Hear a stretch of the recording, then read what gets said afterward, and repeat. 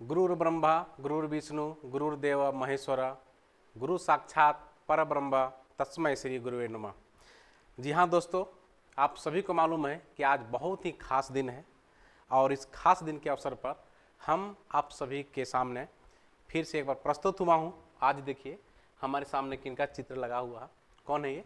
आप सभी इनको बहुत भली भांति जानते हैं, अच्छे तरीके से जानते हैं और सदियों सदियों से जो है इनके बारे में आप लोग पढ़ते आ रहे हैं। 5 सितंबर है आज और आज है शिक्षक दिवस और आप सभी को हमारे ओर से हमारे सभी गुरुओं, जितने भी गुरु से मैंने किन्हीं न किन्हीं प्रकार से कुछ सीखा है, कुछ ज्ञान प्राप्ति किया है। और हमारे सभी साथी, हमारे सभी दोस्तों, साथ में हमारे जितने भी छात्र हैं, हमारे जितने भी स्टूडेंट्स हैं, उन सभी को भी मैं 5 सितंबर आज शिक्षक दिवस के अवसर पर आप सभी को हार्दिक अभिनंदन करता हूं। समस्त देशवासियों को भी शिक्षक दिवस के अवसर पर हार्दिक अभिनंदन करता हूं, हार्दिक बधाई देता हूं। तो आज शिक्षक दिवस के अवसर पर आज बहुत ही शुभ दिन है, बहुत ही अच्छा दिन है। जानते हैं ये हमारे सामने जो है ये सर्वपल्ली राधाकृष्णन सर हैं और ये जो है भारत के उपराष्ट्रपति पद पर भी रह चुके हैं, साथ ही साथ राष्ट्रपति पद पर भी रह चुके हैं और उसके पहले एक शिक्षक भी थे। ये तो बहुत अच्छी तरीके से आप जानते ही होंगे। एक शिक्षक भी थे और इन्होंने अपने जन्म दिवस को एक राष्ट्रपति या उपराष्ट्रपति के दिवस के रूप में नहीं मनाने का अपने ओर से जो है बात कही और इन्होंने शिक्षकों को सम्मान देने के लिए, जैसा कि जानते हैं कि अभी के वर्तमान के परिदृश्य में एक शिक्षक को जो रिस्पेक्ट मिलनी चाहिए, जो सम्मान मिलनी चाहिए, जो समाज में इज्जत मिलनी चाहिए, वो उस प्रकार से मिलती नहीं है ना यहाँ पे। लेकिन कहा जाता है कि जितने भी बड़े बड़े अफसर हुए, चाहे डॉक्टर बने, चाहे इंजीनियर बने या फिर किसी क्षेत्र में अपना नाम कमाए, वैज्ञानिक बने, साथ ही देश के सर्वश्रेष्ठ पद पर भी सुशोभित हों, राष्ट्रपति हों, प्रधानमंत्री हों, राज्यों के मुख्यमंत्री हों, IAS हों, IPS हों, सभी को जो है कभी न कभी अपने गुरु का ही सहारा लेना पड़ा है, गुरु के ही शरण में आना पड़ा है और गुरु ने ही उनको जो है सो इतना सफल बनाया है। उनके मार्गदर्शन में ही, उनके दिए गए ज्ञान को अपने जीवन में उतारते हुए वह जो है जाकर के एक सफल व्यक्ति बने हैं। आप सभी जानते हैं सिकंदर के बारे में जानते होंगे। सिकंदर, जी हाँ, विश्व विजेता, उनके भी गुरु हुआ करते थे। सिकंदर के गुरु जो है वो अरस्तु हुए, अरस्तु के भी गुरु थे सुकरात और सुकरात के भी गुरु थे प्लूटो। तो ये एक जस्ट एग्जाम्पल है, लेकिन ऐसे कहा जाए तो बहुत सारे लोग हैं, बहुत सारे व्यक्ति हैं जिनके भी गुरु हुए तब जाकर के वो इतने महान हुए। हमारे सामने यहाँ पे इधर देख नहीं पा रहे हैं, इस क्लासरूम में का बहुत सारे वैज्ञानिकों का फोटो लगा हुआ है। ऑफलाइन क्लास कभी आए मेरे तो फिर मैं आपको दिखाऊं और उन सभी वैज्ञानिकों के भी कहीं न कोई गुरु हुए। तो हमारे धीरज सर जो है इस क्लास को बहुत अच्छे तरीके से सजा के डेकोरेट करके रखे हैं। आपको कभी आने का मौका मिले और फिर ऑफलाइन क्लास करने के लिए अगर आए तो मैं दिखाऊं उस क्लास की खूबसूरती क्या है, इस क्लास की सुंदरता क्या है।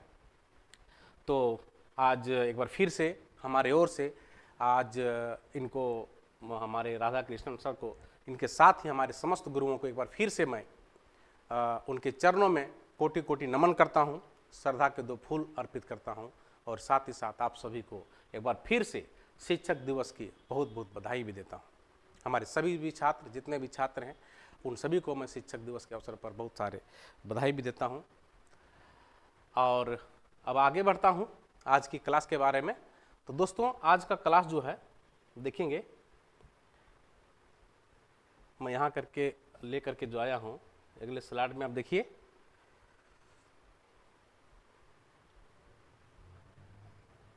ये जो रहा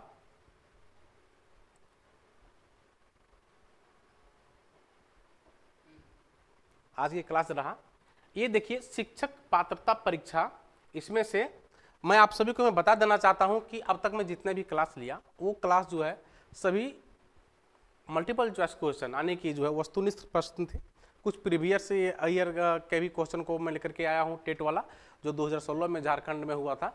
लेकिन आज से जो मैं क्लास शुरू करने वाला हूं, ठीक है, आज से मेरा जो आज से क्लास शुरू होने वाला है वो जो शुरू होगा वो होगा बाल विकास एवं शिक्षा शास्त्र, जो पेडागोगी जो है आपका, जहाँ पे सबसे ज़्यादा अगर कोई भी कैंडिडेट को, विद्यार्थी को टेट निकालने में दिक्कत होती है तो उसका सबसे महत्वपूर्ण चैप्टर, सबसे महत्वपूर्ण जो विषय है वो है पेडागोगी। इसी में आप सुने होंगे कि बहुत सारे छात्र हैं और छात्र अध्यापक हैं जो फंसते हैं, तो मैं इसको आपके लिए बहुत आसान करने वाला हूं और बहुत आसान करने के लिए ही आपके लिए अब मैं थ्योरी क्लास लेकर के आया हूं।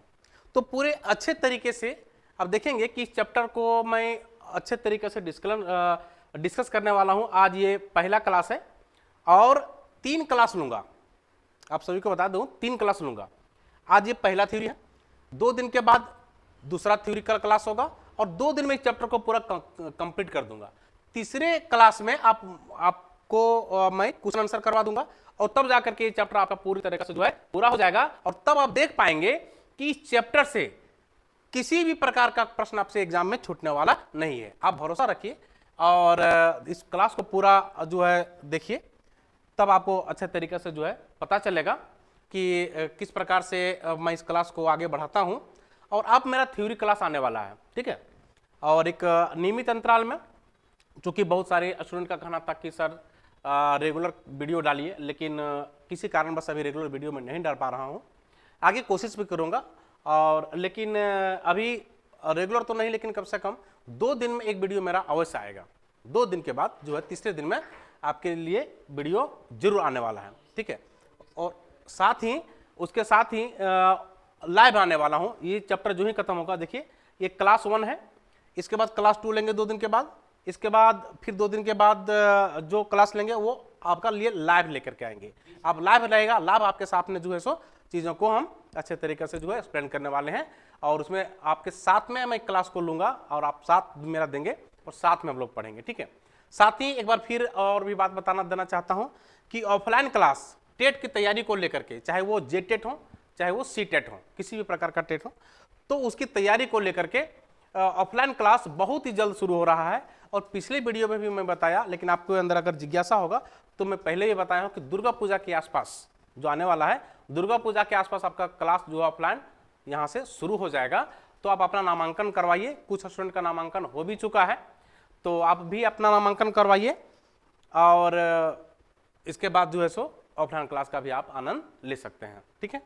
किसी भी प्रकार से हमसे संपर्क करना चाह रहे होंगे अगर आप तो आप यहाँ मोबाइल नंबर नीचे आपका स्क्रीन में चल रहा है, उससे आप संपर्क कर सकते हैं, धीरे से बात कर सकते हैं जो इसके मैनेजमेंट है, और साथ अगर हमसे भी बात करना है तो उनसे आप नंबर मेरा ले सकते हैं, ठीक है।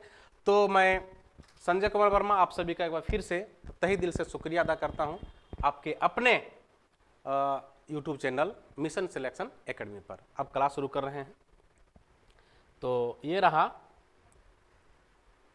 देखिए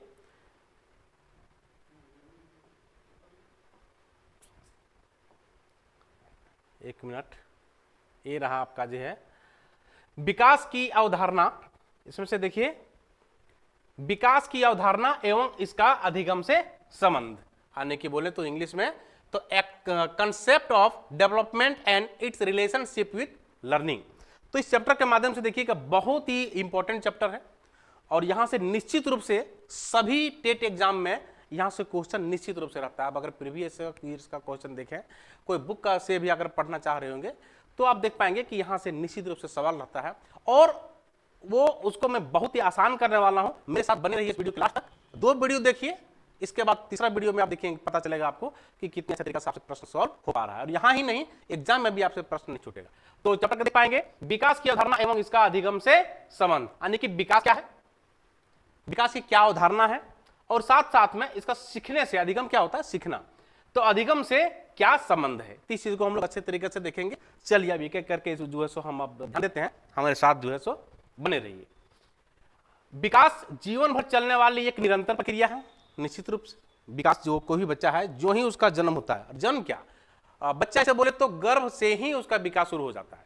कोई भी बच्चा का विकास जो है, आपको क्वेश्चन में भी आएगा कि कोई भी बच्चे का विकास कहां से शुरुआत होता है, शैशवावस्था से, बाल्यावस्था से, ठीक है, लेकिन नहीं, उसका विकास जो है गर्भावस्था से ही शुरुआत हो जाता है। यहां पे क्या दिख पा रहे हैं कि विकास जीवन भर चलने वाली एक निरंतर प्रक्रिया है, जो क्या चलता है, जीवन भर चलता है, ठीक है। विकास की प्रक्रिया में बालक का शारीरिक यानी कि फिजिकल, क्रियात्मक यानी कि मोटर, संज्ञानात्मक यानी कि कॉग्निटिव और भाषागत लैंग्वेज, संवेगात्मक यानी कि इमोशनल, और साथ ही साथ सामाजिक यानी कि सोशल विकास होता है। तो कितने क्षेत्रों में विकास होता है यहाँ पे आप देख पा रहे हैं, ठीक है। इसका आप स्क्रीनशॉट भी ले लीजिएगा, हम हट जाएंगे, ये स्लाइड खत्म होगा तो आप हड़बड़ाइए नहीं, आप चीजों को ध्यान से हमारे साथ सुनने का प्रयास करिए, चीजों को अपने मन में बैठाने का प्रयास करिए। बालक में आयु के साथ होने वाले गुणात्मक परिणात्मक परिवर्तन देखे जाते हैं। हाँ, सभी बच्चा का विकास एक साथ नहीं होता है। जो ही उसकी आयु बढ़ते चला जाता है और साथ साथ में उसमें गुणात्मक और परिणात्मक परिवर्तन देखने को मिलते जाते हैं, ठीक है। ये हो गया। अरस्तु ने कहा, अरस्तु जो है एक अच्छा विद्वान था, उनके बारे में भी मैं बताया हूं। अब विकास क्या है? आंतरिक एवं बाह्य कारणों से व्यक्ति में परिवर्तन होता है। तो दो कारण से होता है, एक होता है आंतरिक विकास, जो है कुछ ऐसे चीज होते हैं जो हमारे शरीर में, जिसको मैं देख नहीं पाता हूं, लेकिन वो हमारे शरीर में वृद्धि करता है, ठीक है। तो वो हो गया आंतरिक विकास, और साथ साथ में बाह्य कारणों से भी जो है सो कोई व्यक्ति का भी विकास होता है। उसके बारे में फिर आगे में और अच्छा तरीके से समझने वाले हैं, ठीक है। आगे बढ़े, आगे देखिए, अब आगे समझने का प्रयास करेंगे कि यहां दिया हुआ है विकास के अभिलक्षण, और विकास के क्या क्या अभिलक्षण है इसको देखिए। विकास एक जीवन प्रयत्न चलने वाली प्रक्रिया है। फिर से मैं वही चीज को दोहरा रहा हूं कि विकास क्या है? जीवन प्रयत्न चलती है, ठीक है, चलने वाली प्रक्रिया है, जो गर्भाधारण से लेकर के मृत्यु प्रयत्न तक, यानी कि गर्भ में जो ही बच्चा होता है तब से लेकर के जब तक उसका मृत्यु नहीं हो जाता तब तक उसमें विकास होता है। वृद्धि नहीं होता है, लेकिन विकास अवश्य होता है। वृद्धि और विकास में अंतर आप आगे समझने का प्रयास करेंगे, जो अगला क्लास में आपको देखने को मिलेगा। तो मृत्यु प्रयत्न यानी कि गर्भाधारण से मृत्यु प्रयत्न होती रहती है। मनोवैज्ञानिकों ने, जो भी बहुत सारे मनोवैज्ञानिक हैं, उन लोगों ने क्या कहा कि मनोवैज्ञानिकों ने विकास के विभिन्न अभिलक्षणों को बताया है, जो इस प्रकार से है। क्या क्या देखिएगा, सामान्य से विशिष्ट की ओर किसी व्यक्ति में जो विकास होता है वो तीन प्रकार से होता है। कैसे होता है? एक होता है सामान्य से विशिष्ट की ओर, एक नॉर्मल रहता है वो सामान्य है, फिर उसमें कुछ गुण आने लगता है तो वो विशिष्ट बन जाता है। ओके, इसी को ठीक है। आगे देखिए, सरल से जटिल की ओर, है ना। विकास कैसे होता है? सरल से जटिल की ओर। ये भी देखिए आगे, एकीकृत से क्रियात्मक, ये तीन प्रकार से जो है विकास होता है, जो मनोवैज्ञानिकों ने कहा है उस चीज को मैं बताया।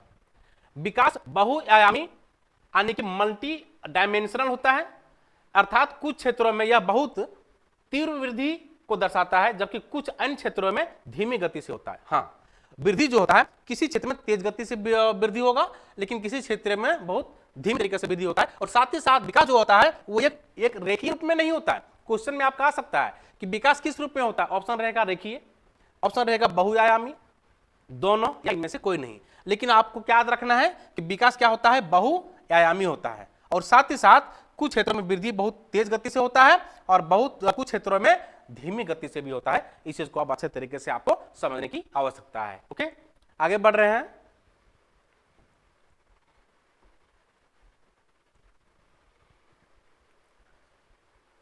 इसको देखिए,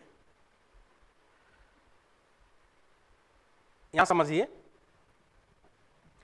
विकास बहुत ही लचीला होता है। आगे इसमें से देखिए, विकास कैसे होता है? बहुत ही लचीला, यानी कि फ्लेक्सिबल होता है। विकास कैसे होता है? बहुत ही फ्लेक्सिबल होता है, लचीला होता है। इसका तात्पर्य यह है कि एक ही व्यक्ति अपनी पिछली विकास दर की तुलना में किसी विशिष्ट क्षेत्र में अपेक्षाकृत अधिक सुधार कर सकता है। यानी कि कोई बच्चा है जो पहले अगर धीमी गति से दौड़ रहा है तो आगे आने वाले समय में वो और तेज गति से दौड़ेगा, ठीक है। पढ़ने को के रूप में अगर देखें हम तो इसको भी हम इसी प्रकार से ले सकते हैं। कोई एक बच्चा जो है जो पढ़ाई में पिछली कक्षा में 60% लाया है तो आगे कक्षा में वो 70%, 80% ला सकता है, ठीक है। तो इन सभी चीजों को आप समझने का प्रयास करिए कि यहाँ पे दिया हुआ है कि अपनी पिछली विकास दर की तुलना में आगे आने वाले समय में विशिष्ट क्षेत्र में अपेक्षाकृत अधिक सुधार कर सकता है। इसीलिए कह सकते हैं कि ये क्या है? लचीला है। अगर रिजिड होता, कठोर होता तो फिर ये परिवर्तन नहीं होता, लेकिन नहीं, लचीला है इसलिए परिवर्तन होता। तो ये सभी जो शब्द है इसको अब आप नोट करते चलेंगे।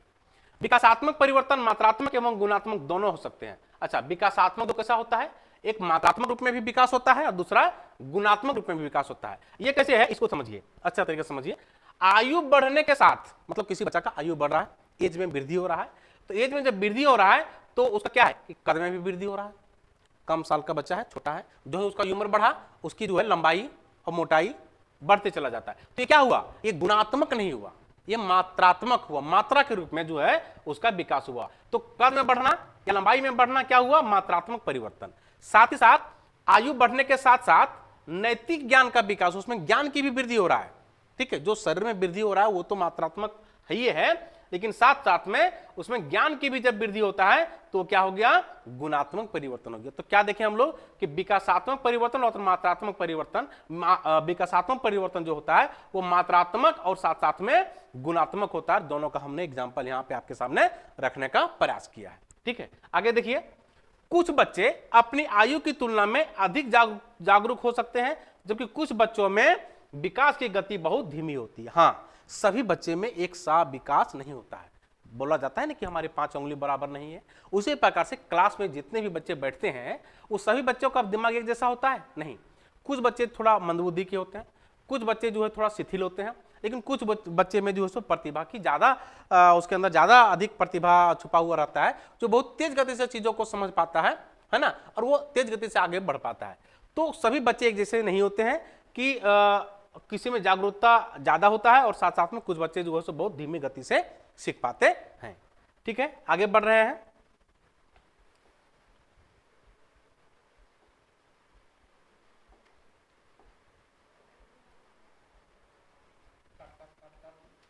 अच्छा, ये नहीं ध्यान दे,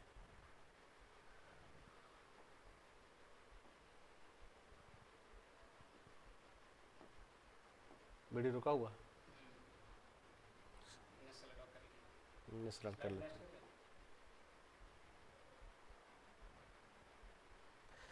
चलिए अब इसमें देखिए विकास के क्या क्या आयाम है ना, विकास के आयाम। और इसमें आप अगर ध्यान दें तो कहा है कि मनोवैज्ञानिकों ने अध्ययन की सुविधा के दृष्टिकोण से विकास को निम्नलिखित भागों में बांटा है। ठीक है, यहां पे हो जाएगा आपका बांटा है ना, बांटा है। ठीक है, तो वैज्ञानिकों ने अध्ययन की सुविधा के दृष्टिकोण से विकास को निम्नलिखित भागों में बांटा है। इसको आप सुधार लेंगे। जैसे में क्या क्या है, एक है शारीरिक विकास, पेन को मैं चेंज कर ले रहा हूं, शारीरिक विकास, मानसिक विकास, सामूहिक विकास, क्रियात्मक विकास, भाषाई विकास और सामाजिक विकास। तो इन सभी को अगर हम देखें तो इतने भागों में जो है मनोवैज्ञानिकों ने विकास को बांट के रखा है। ऐसा क्यों बांट के रखा? ऐसा इसलिए बांट के रखा है कि चीजों को बहुत अच्छे तरीके से हम समझ पाए। नहीं तो अलग अलग भागों में कर दिया। अब हम एक एक करके इसको देखेंगे और इन सभी को एक एक करके आप भी मेरे साथ समझिए चीजों को, जो आपके लिए बहुत ही जो है लाभदायक होने वाला है। ठीक है, तो सबसे पहले हम पहला भाग में अगर हम ध्यान दें तो हो जाएगा शारीरिक विकास। ठीक है, तो ये देखिए आपके सामने यहाँ पे आ चुका है शारीरिक विकास। अब शारीरिक विकास के बारे में अगर हम ध्यान दें तो हम पाएंगे कि देखिए शरीर के बाह्य परिवर्तन जैसे में ऊंचाई, शारीरिक अनुपात में वृद्धि इत्यादि, जिन्हें स्पष्ट रूप से देखा जा सकता है, किंतु शरीर के आंतरिक अवयवों के परिवर्तन जो स्पष्ट रूप से दिखाई तो नहीं पड़ते, किंतु शरीर के भीतर इनका समुचित विकास होते रहता है। हाँ, कुछ ऐसे चीजें जैसे लंबाई, मोटाई, ये सभी चीजें हैं जो बाह्य रूप से परिवर्तन होता है जिसको हम आसानी से देख पाते हैं। लेकिन कुछ ऐसे भी चीजें हैं जो उसके आंतरिक परिवर्तन होते हैं जो हम लोग स्पष्ट रूप से दिखाई नहीं पड़ता है, हम नहीं देख पाते हैं, लेकिन वो जो है उसमें विकास होता है। तो इसको क्या कहते हैं? शारीरिक विकास कहते हैं। इन सभी चीजों को क्या कहते हैं? शारीरिक विकास कहते हैं। आपको याद रखने की जरूरत है, समझने की जरूरत है। ये आपका कंप्लीट हो गया। दूसरा भाग देखिए मानसिक विकास, है ना। मानसिक विकास में क्या है? संज्ञानात्मक मानसिक विकास से तात्पर्य बालक की उन सभी मानसिक योग्यताओं एवं क्षमताओं में वृद्धि और विकास से है जिनके परिणाम स्वरूप विभिन्न प्रकार की समस्याओं को सुलझाने में अपनी मानसिक शक्तियों का पर्याप्त उपयोग कर सकता है। हाँ, समस्या का सॉल्यूशन करना, कोई भी समस्या है उसके पास, उसका जो है समाधान करना, ये कैसे होगा? ये शरीर से होगा? नहीं, ये शरीर से नहीं होगा, ये होगा उसके दिमाग से। ठीक है, कैसे होगा? ये आपका दिमाग से होगा। और जो दिमागी तौर पर जब कोई बच्चा अपना विकास करता है या सोचता है चीजों को और अपनी क्षमता के अनुरूप काम करता है या अपना क्षमता में वृद्धि करता है, तो हम उसको क्या कहेंगे? तो उसको हम बोलेंगे मानसिक विकास। तो एक देखे थे शारीरिक विकास जो शारीरिक तौर पर हुआ, दूसरा देखें मानसिक विकास जो उसका दिमाग बुद्धि के तौर पर हुआ। तो ये दोनों को आप अच्छे तरीके से उम्मीद है कि आप समझ गए होंगे। ठीक है, इसका स्क्रीनशॉट लेना है तो अब ले लीजिए। आगे बढ़ रहे हैं। आगे देखिए, ये रहा इसका उदाहरण, यानी कि किसका उदाहरण है? ये आपका उदाहरण है मानसिक विकास का। कल्पना करना, मानसिक विकास में क्या आ गया? कल्पना करना, किसी चीज के बाद जब हम इमेज करते हैं, कल्पना करते हैं। स्मरण करना यानी कि याद करना। विचार करना, किसी चीज के बारे में सोचना। निरीक्षण करना, किसी के बारे में जांच पड़ताल करना, वो भी निरीक्षण। अवलोकन करना यानी कि किसी चीज के बारे में समझना। तर्क करना, कौन सही है कौन गलत है इसके बारे में जो हम लोग तर्क करते हैं। कोई भी समस्या का समाधान करना, किसी चीज के बारे में निर्णय लेना, डिसीजन लेना, ये सभी क्या गया? ये सभी जो है उदाहरण है किसके? ये सभी उदाहरण है आपका जो है मानसिक विकास का। ठीक है, आगे। जन्म के समय कोई बच्चा जन्म लिया तो जन्म के समय बालक में इस प्रकार की योग्यता का अभाव होता है। किस प्रकार की योग्यता का अभाव होता है? तो ये मानसिक विकास का अभाव होता है। यानी कि जब बच्चा जन्म लेता है तो उसमें मानसिक विकास नहीं होता। वो बच्चा का कितना तेज है, उसका बुद्धि कितना तेज है? क्या वो कल्पना कर सकता है? नहीं कर सकता। किसी चीज को याद कर सकता है? नहीं याद कर सकता है। विचार कर सकता है? नहीं। किसी समस्या का समाधान कर सकता है, तर्क कर सकता है? नहीं कर सकता है। तो क्या यहां दिया हुआ देखिए कि जन्म के समय बालक में इस प्रकार का कोई भी योग्यता का अभाव होता है, यानी कि उसमें नहीं होता है। लेकिन धीरे धीरे आयु बढ़ने के साथ साथ में मानसिक विकास की गति भी बढ़ती चली जाती है। जो ही वो बच्चा धीरे धीरे बड़ा होते चला जाता है उसमें मानसिक विकास धीरे धीरे परिवर्तन होने लगता है, यानी कि वृद्धि होने लगता है। ये सभी चीजें जो मैं आपको बता रहा हूं, ये सभी ऐसे तो आपका एक चैप्टर है, एक पार्ट है जो आपको काम देगा, आपको एग्जाम करेक्ट करने के लिए, एग्जाम पास करने के लिए। लेकिन इन सभी चीजों को अगर आप गहराई से समझने का प्रयास करेंगे तो आप क्या पाएंगे कि आप दिन प्रतिदिन रोजाना अपने घर के आसपास या अपने घरों में छोटे छोटे बच्चे होंगे तो उसको अवलोकन करके इन सभी चीजों को अपने दिमाग में बैठा पा रहे होंगे कि ऐसा ही तो होता है। हाँ, आगे देखिए। पियाजे के अनुसार क्या दिया हुआ है? पियाजे के अनुसार संज्ञानात्मक विकास की 4 अवस्थाएं हैं। यानी कि पियाजे ने क्या किया है? विकास के जो है संज्ञानात्मक विकास की कितनी अवस्थाएं के बारे में बात किया है? तो 4 अवस्थाएं के बारे में बात किया है। ये 4 अवस्थाएं कौन कौन है? देखिए, पहला है संवेदगामक अवस्था। ये गामक 2 बार लिखा गया है। संवेदगामक अवस्था जो होता है आपका 0 वर्ष से लेकर के 2 वर्ष तक। आगे देखिए, पूर्व संक्रियात्मक अवस्था जो होता है 2 वर्ष से लेकर के 7 वर्ष तक। आगे मूर्त संक्रियात्मक अवस्था जो 7 वर्ष से लेकर के 11 वर्ष तक होता है। और साथ ही साथ यमूर्त संक्रियात्मक अवस्था जो 11 वर्ष से लेकर के 14 वर्ष तक की अवस्था को कहा जाता है। तो ये 4 को देखिए, क्वेश्चन में आएगा आपका कि पियाजे ने संज्ञानात्मक विकास की कितनी अवस्थाएं के बारे में बात की है या कितनी अवस्थाओं के बारे में बताया है। तो सही उत्तर क्या होगा? आपके लिए सही उत्तर हो जाएगा 4। ऑप्शन में अलग अलग संख्या दिया रहेगा लेकिन सही उत्तर क्या होगा? 4 होगा। या फिर ऐसे दे सकता है कि पियाजे के संज्ञानात्मक विकास में इनमें से कौन सा नहीं है। तो ये 4 में से कोई 3 दे दिया और 1 नहीं दिया और उसके जगह पर कोई दूसरा दे दिया। तो हम लोग क्या कर पाएंगे? इन सभी चीजों के बारे में अगर हम जानेंगे, इन चारों के बारे में अगर जानेंगे तो उस प्रश्न को हम आसानी से हल कर सकते हैं। तो चारों को आप देख लीजिएगा इसको, ठीक है।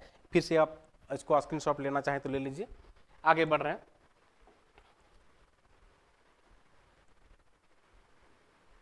आगे है तीसरा हो गया सामवेगिक विकास। इसको देखिए, इसमें से क्या है? सामवेगिक विकास जो है, संवेग जिसे भाव भी कहा जाता है या इसका अर्थ होता है ऐसी अवस्था जो व्यक्ति के व्यवहार को प्रभावित करती है। व्यक्ति के व्यवहार यानी कि व्यक्ति का जो व्यवहार कैसा है, क्या वो गुस्सा में है, क्या उसको किसी चीज का भय है, क्या वो प्रसन्न है, ठीक है, या उसके अंदर प्रेम की भाव है, या वो आश्चर्यचकित है। इन सभी चीजों को अगर हम ध्यान देंगे तो हम लोग क्या पाएंगे कि इसी को कहा जाता है, क्या कहा जाता है इसको? सामवेगिक विकास, ठीक है। तो जिसे संवेग जिसे भाव भी कहा जाता है, इसका अर्थ होता है ऐसी अवस्था जो व्यक्ति के व्यवहार को भी प्रभावित करती है, जैसे भय, क्रोध, घृणा, आश्चर्य, स्नेह, खुशी। ये किस चीज में आएगा? ये सभी आएगा आपका इसमें, यानी कि सामवेगिक विकास में। बालक में आयु बढ़ने के साथ साथ ही इन संवेगों का विकास होता है। हाँ, कोई बच्चा जन्म लिया तो क्या उसमें घृणा की भाव हो सकता है? नहीं हो सकता है। वो घृणा को मतलब समझ ही नहीं सकता, इसलिए उसमें ये भावना नहीं होता। क्या वो बच्चा आश्चर्य कर सकता है? नहीं कर सकता आश्चर्य। तो आयु बढ़ने के साथ साथ में इन सभी चीजों का विकास होता है, यानी कि जैसे आयु बढ़ते चला जाता है इन सभी संवेगों का उसमें के अंदर विकास होते चला जाता है। सही है। आगे देखिए, संवेगात्मक विकास मानव वृद्धि एवं विकास का एक महत्वपूर्ण पहलू है। बालक का संवेगात्मक व्यवहार उसकी शारीरिक वृद्धि एवं विकास को ही नहीं बल्कि बौद्धिक, सामाजिक एवं नैतिक विकास को भी प्रभावित करता है। हाँ, तो आगे देखिए, बौद्धिक, बौद्धिक, सामाजिक एवं नैतिक विकास। नैतिक विकास क्या हुआ? जो अंदर से उसके अंदर जो गुण होता है चीजों को सोचने और समझने के बारे में, उसको हम लोग नैतिक विकास बोलते हैं, और उसको भी प्रभावित करता है। बालक के संवेगात्मक विकास पर पारिवारिक वातावरण भी बहुत प्रभाव डालता है। हाँ, कोई बच्चा है उसमें संवेगात्मक विकास किस रूप में हो रहा है, कितने पॉजिटिव की ओर हो रहा है, कितना नेगेटिव की ओर हो रहा है, ये जो होता है ये उसका जो है पारिवारिक वातावरण, घर के आसपास या घर में कैसा माहौल है ना, उस माहौल के अनुसार वो अपने आप को ढाल पाता है, और उस माहौल का उस पर बहुत अधिक जो है प्रभाव होता है। इसीलिए यहाँ पे दिया हुआ है कि बालक के संवेगात्मक विकास पर पारिवारिक वातावरण का भी बहुत अधिक प्रभाव होता है। जन्म से ही शिशु का संवेगात्मक व्यवहार आरंभ हो जाता है। कोई बच्चा जन्म लिया तो ही उसका संवेगात्मक विकास जो आरंभ हो जाता है। 6 माह की आयु में बच्चे में भय की भावना पैदा हो जाता है। जैसे बच्चा का 6 महीना हुआ और अचानक कोई बच्चा का आवाज आ गया या फिर अगल बगल में किसी का आवाज आ गया, तो वो बच्चा जो है सो उसका शरीर अचानक जो है झटके में कांप जाता है। क्यों? क्योंकि उसके अंदर भय की भावना जो आना प्रारंभ हो जाता है।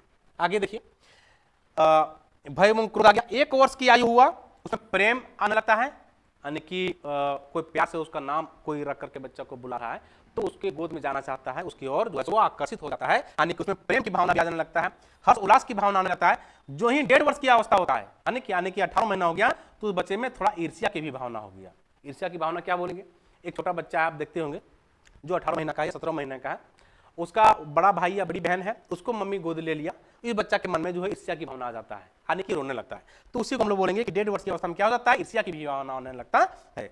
2 वर्ष की आयु में प्रसन्नता आने लगता है, आनंद, क्रोध, घृणा इत्यादि, इन सभी चीजों का जो 2 वर्ष होते होते क्या हो जाता है? उसके अंदर विकास होना प्रारंभ हो जाता है। तो हम लोग क्या देख पाएंगे कि एज बढ़ने के साथ साथ, उम्र बढ़ने के साथ साथ इन सभी चीजों में भी प्रभाव उसका पर पड़ता है और उसमें भी वृद्धि होना शुरुआत हो जाता है। आगे देखिए,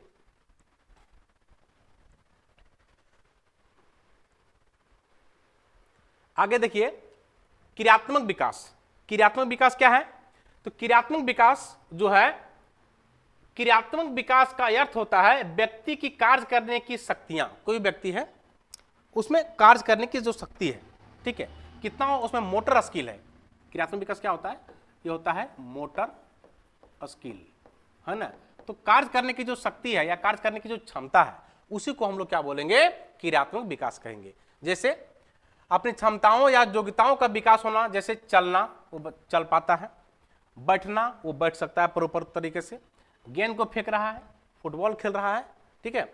ये सभी क्रियात्मक विकास का जो है उदाहरण है। इसके साथ साथ में और सभी उदाहरण को भी, हम साइकिल चला रहे हैं, खेल रहे हैं, लिख रहे हैं, पढ़ रहे हैं, ठीक है, इन सभी चीजों को, दौड़ रहे हैं, को भी हम लोग क्या बोलेंगे? क्रियात्मक विकास बोलेंगे, ठीक है।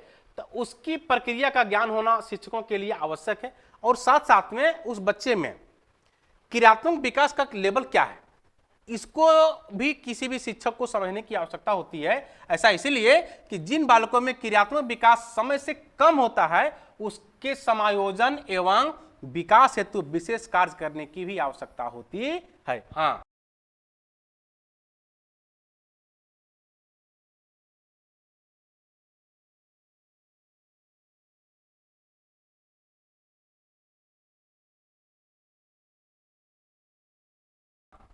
क्लास में कोई बच्चा में जो है एक्टिव मोड में नहीं रहता है, यानी कि उसमें मोटर स्किल की कमी है, तो क्या करेंगे? तो शिक्षक जो है उस पर अधिक बल देते हैं, अधिक ध्यान देते हैं, और उसमें से उसको क्रियात्मक मोड में, यानी कि मोटर स्किल डेवलप करने के लिए जो है अपने से प्रयास करते हैं। इसीलिए शिक्षकों को भी समझना होता है, जानना होता है कि बच्चे में क्रियात्मक विकास की कमी है या ठीक है। आगे ये देखिए भाषाई विकास। हाँ, आगे है भाषाई विकास। अब भाषाई विकास में बात करें तो भाषा के विकास जो होता है, भाषा के विकास को एक प्रकार से संज्ञात्मक या भावनात्मक विकास माना जाता है। भाषा का विकास क्या हो गया? ये हो गया संज्ञात्मक या फिर भावनात्मक विकास माना जाता है। भाषा के माध्यम से बालक अपने मन की भावों को क्या कर सकता है? सामने वाले के साथ प्रकट कर सकता है, ठीक है। हाँ, सामने वाले के सामने जो है सो रखता है, एवं एक दूसरे के भावों, विचारों एवं भावनाओं को समझता है, यानी कि अपनी भाव को सामने वाले के साथ रखा, सामने वाले जो बोला वो अपने में बैठा लिया।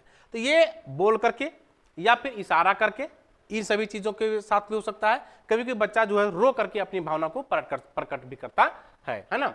तो भाषाई विकास क्रमिक रूप से होता है, इसके माध्यम से कौशल में वृद्धि होती है। तो कुल मिलाकर के देखा जाए तो उसके स्किल में भी वृद्धि होना, यानी कि स्किल डेवलपमेंट होना, यही है भाषाई विकास। तो भाषाई विकास का मतलब हो कि अपनी बातों को, अपने विचारों को सामने वाले के साथ प्रकट करना, अपनी बातों को रखना। और आगे देखिए लास्ट में हो गया आपका, ये रहा आपका अंतिम सामाजिक विकास। ठीक है, सामाजिक विकास ये होता है अंत में सामाजिक विकास, जो बच्चा घर से बाहर निकलता है, नहीं जो बच्चा वो घर से जो है बाहर निकलता है, यानी कि बाल्यावस्था का अंतिम चरण जब होता है, उत्तर बाल्यावस्था में पहुंच जाता है बच्चा, तब वो सामाजिककरण की प्रक्रिया में लीन हो जाता है और तब उसमें समाज का गुण आना प्रारंभ होता है, जो बहुत ही महत्वपूर्ण भी है।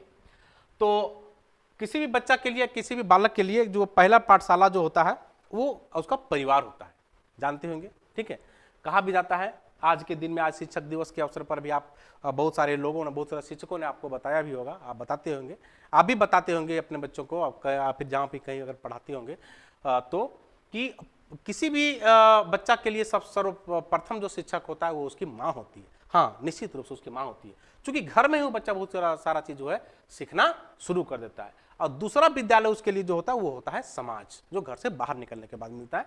समाज हो गया, मीडिया हो गया, मंदिर हो गया, धार्मिक स्थान हो गया, मस्जिद हो गया, इन सभी चीजों के बारे में बात करें तो वो जो है दूसरे विद्यालय में आता है। यहाँ पे क्या देख पा रहे हैं, सामाजिक विकास में देखिए, सामाजिक विकास का शाब्दिक अर्थ होता है समाज के अंतर्गत रह करके विभिन्न पहलुओं को सीखना, समाज में रह करके विभिन्न पहलुओं को सीखना। क्या सीखना, जैसे में परंपरा सीखना, कल्चर जो है, रीति रिवाज है, ट्रेडिशन जो हमारा प्रथा है, एकता जो है, यूनिटी सीखता है, मेलजोल की भाव जो होता है, यूनिटी जो है इसको हम लोग भी बोल सकते हैं, वो मेलजोल की भाव है, कैसे समाज में मिलजुल करके रहा जाता है, एकता में कैसे रहा जाता है, एकता में मिल करके काम कैसे किया जाता है, समाज के रीति रिवाज क्या है, परंपरा क्या है, इन सभी चीजों को बच्चा सीखता है। कहाँ सीखता है, घर से बाहर निकलने के बाद, आने की समाज में सीखता है। आगे देखिए, समाज के अंतर्गत ही चरित्र निर्माण तथा जीवन से संबंधित व्यवहारिक गुणों इत्यादि का भी विकास होता है। हाँ, समाज में रहकर क्या होता है कि चरित्र का निर्माण, ठीक है, उसका जो है चरित्र का भी निर्माण कहाँ, कैरेक्टर का भी निर्माण कहाँ होता है, समाज में ही रह करके होता है। समाज उसको जिस प्रकार का चरित्र सिखाता है वो बच्चा उस प्रकार से सीख पाता है। साथ ही जीवन से संबंधित व्यवहारिक गुणों, अपने जीवन से संबंधित जो भी जीवन में कैसे व्यवहार करना चाहिए, बड़ों के सामने कैसे व्यवहार करना चाहिए, छोटे के सामने कैसे व्यवहार करना चाहिए, इन सभी चीजों का भी गुण जो है वो समाज में ही सीखता है और इन सभी चीजों का विकास भी समाज में ही रह करके होता है। आगे देखिए, बालकों के विकास की प्रथम पाठशाला परिवार को ही माना जाता है, मैंने अभी बताया थोड़ा देर पहले चीज को। ठीक है, तत्पश्चात समाज में एक दूसरे के संपर्क में आने के बाद सामाजिक कारणों की प्रक्रिया भी शुरू हो जाती है। इस चीज को मैं अच्छे तरीके से पहले भी बता चुका हूं। ठीक है, आगे देखिए, कोई भी बालक है, बालक समाज के माध्यम से ही अपने आदर्श व्यक्तियों का चयन करता है तथा कुछ बनने की भी प्रेरणा उनमें से ही लेने का प्रयास करता है। समाज में ही देखने को मिलता है उसको, कोई शिक्षक है, कोई डॉक्टर है, कोई अच्छे नेता बन करके निकले हुए, कोई समाज में अच्छे काम करने वाले सामाजिक व्यक्ति हैं। साथ साथ में कुछ अपना जो किसी को आदर्श मानते हैं तो वो कहाँ देखने को मिलता है, समाज में देखने को मिलता है। और उनसे प्रेरणा लेकर के उसके बताए कदमों या फिर उनके पद चिन्हों पर चल करके वो बच्चा भी आगे जाकर के अपने लिए भी कुछ करने की प्रयास करता है। आज हम लोग जो है आज सर्वपल्ली राधाकृष्णन जी को भी याद करते हैं। बहुत सारे लोग सर्वपल्ली राधाकृष्णन के पद चिन्हों पर चल करके जो है वो भी चाहते हैं कि हम भी नाम कमाएं, हमें अपने भी देश के लिए, अपने राज्य के लिए, अपने जिला के लिए, अपने गांव के लिए भी कुछ काम करें और उनसे भी प्रेरणा लेते हैं। हम सभी भी सर्वपल्ली राधाकृष्णन जैसे बनने का प्रयास करते हैं। पूरा तो नहीं, उनके जैसा बन पाना उतना आसान नहीं है, बहुत मुश्किल है, लेकिन कहा जाए तो बहुत हद तक उनके बताए मार्ग पर चल करके जो है हम लोग अपने लक्ष्यों की प्राप्ति के लिए आगे भी बढ़ने का प्रयास कर सकते हैं।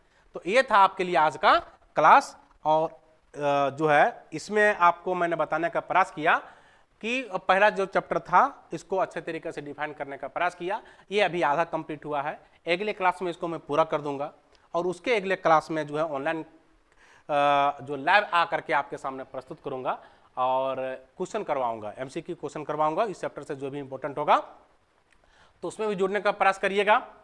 और आपको एक बार फिर से मैं बता देना चाहता हूं कि मिशन सिलेक्शन एकेडमी जो है आपके लिए, जो ये जहां से ये वीडियो आप देख पा रहे हैं, अगर ये वीडियो आपको अच्छा लगा तो आप इस चैनल को सब्सक्राइब करिए, लाइक करिए, और अच्छा लगता है जब लाइक करते हैं। कमेंट करके बताइए कि आपको ये वीडियो कैसा लगा, इसे कुछ सीख पा रहे हैं कि नहीं, जान पा रहे हैं कि नहीं। और अधिक से अधिक अपने दोस्तों को इस वीडियो को शेयर करिए, जिससे कि जो है सो अधिक से अधिक लोग इससे लाभान्वित भी हो सकें। और जो है सो हम मेरे लिए भी एक तरह से ये एक बोला जाए तो हौसला बनने जैसा होगा, तो आगे मैं और बेहतर करने का प्रयास करूंगा। और साथ ही साथ आपको ये बता देना चाहते हैं कि अगर गिरिडीह के आसपास क्षेत्र से अगर हैं तो ऑफलाइन क्लास आपके लिए यहाँ पे शुरू हो रहा है, और बहुत जल्दी यही क्लास शुरू हो जाएगा दुर्गा पूजा के आसपास। बार बार मैं बोल रहा हूँ, डेट ऐसे घोषित नहीं किए हैं, लेकिन आगे आने वाले समय में इसका डेट का भी घोषणा कर देंगे। एडमिशन होना प्रारंभ भी हो चुका है। तो एक चाहते हैं आप अगर झारखंड में, या फिर जैसा कि अभी देखिए एक बहुत हाई लेवल पर इसके बारे में जो चर्चा का विषय बना हुआ है, जैसा कि निर्णय आया हुआ है ना, माननीय न्यायालय के द्वारा जो निर्णय आया हुआ है कि किसी भी शिक्षक जो या तो गवर्नमेंट टीचर बन चुके हैं या पारा में भी हैं या भी किसी प्रकार से शिक्षक हैं, उनको हर हालत में टेट क्वालिफाई करना है। अगर उनका रिटायरमेंट यानी कि वो अगर विदाई लेने वाले हैं, सेवा निवृत्त होने वाले हैं, तो अगर 5 साल उनका जॉब बचा हुआ है तो उनके लिए छूट दिया गया है कि अगर 5 साल आपका उम्र बचा हुआ है तो आप टेट क्वालिफाई ना भी करेंगे तो भी ठीक है। लेकिन उससे अधिक आपका उम्र अगर बचा हुआ है और अगर आप शिक्षक बन भी चुके हैं और टेट क्वालिफाई नहीं है, चाहे वो स्टेट का भी हो टेट या फिर सेंट्रल गवर्नमेंट का टेट हो, तो वो अगर क्वालिफाई नहीं किए हैं तो आप जो है आपका नौकरी स्वतः चली जाएगी। तो इस चीज़ों को भी समझने का प्रयास करिए, और आपको जो है हर हालत में टेट क्वालिफाई करना ही पड़ेगा, ठीक है। तो जो अब तक शिक्षक नहीं बन पाए हैं या फिर शिक्षक बनने का सपना देख रहे हैं, इंतजार कर रहे हैं, तो उम्मीद रखिए, भरोसा रखिए कि आगे आने वाला समय आपके लिए अच्छा हो। लेकिन उसके पहले हर हालत में टेट क्वालिफाई करना ही होगा, चाहे वो जे टेट हो, चाहे वो सी टेट हो, चाहे फिर कोई दूसरे राज्यों का टेट हो, ठीक है। तो इसलिए कहेंगे कि जब करना ही है तो देर किस बात की। आइए हमारे साथ जुड़िए, हमारे चैनल के साथ जुड़िए, और हम आपके लिए बेहतर कंटेंट लाने का प्रयास कर रहा हूं, और पूरी उम्मीद है कि मैं इस पेडागोगी को आपके लिए धुआं कर दूंगा, उसको लिए खत्म कर दूंगा। एक भी प्रश्न से छूटने वाला आपके लिए नहीं है, ये मैं आपको जो है सो पूरा भरोसा दिलाता हूं। साथ साथ में दूसरे सब्जेक्ट की भी तैयारी करना है आपको, तो उससे भी आपका हो जाएगा। और ऑफलाइन क्लास के माध्यम से हमारे साथ जुड़िए, और जुड़ करके आप जो है सो क्लास लीजिए। किस प्रकार का क्लास रहेगा, आप ऑफिस आइए, एक बार आके मिलिए। जैसा कि नीचे में आपका चल रहा है उससे आप देख पा रहे होंगे कि बजरंग टावर बरगंडा गिरिडीह से हम लोग हैं, और यहाँ आकर के आप क्लास ज्वाइन कर सकते हैं, और क्लास ज्वाइन करते हुए जो है सो आप अपना लाभ ले सकते हैं, ठीक है। तो मिलते हैं फिर आपको आपके लिए अगले वीडियो में, तब तक के लिए